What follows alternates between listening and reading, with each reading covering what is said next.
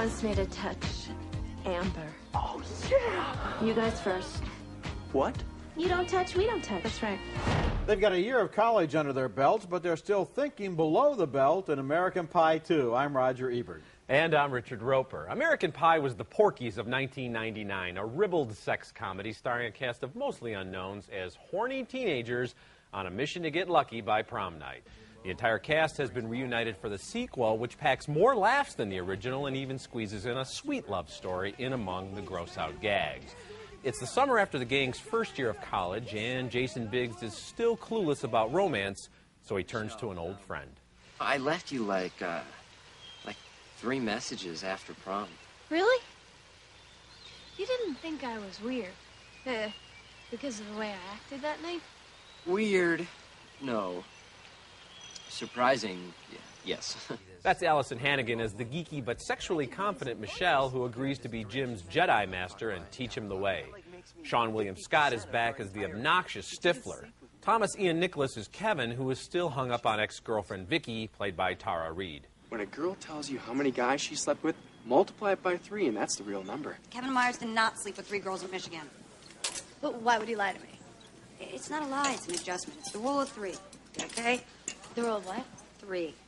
If a guy tells you how many girls he's hooked up with, it's not even close to that.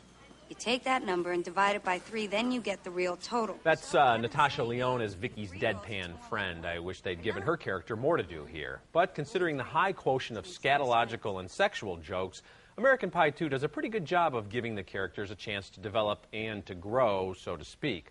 I also give it credit for not pulling punches. There's no PG-13 compromise at work here. If you're going to be a raunchy teen film, be a raunchy teen film with nudity, politically incorrect humor, and liberal use of the F word.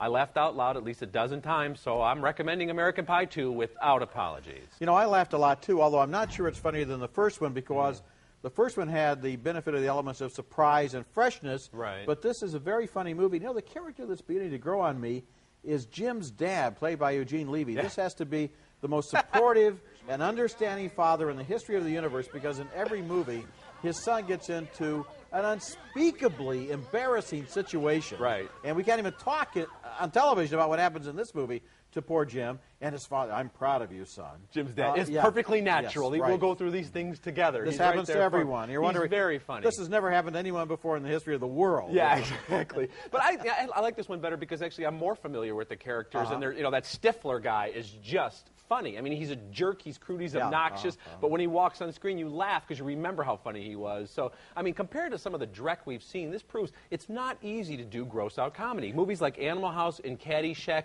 they endure all this time, and I think of the American Pie franchise will, because it's hard to do, and when it's done well, you appreciate it. Now I'd like to see American Cake, which would be about 4 or 5 girls, because I think there's also an angle there to be explored. I'll watch that, too.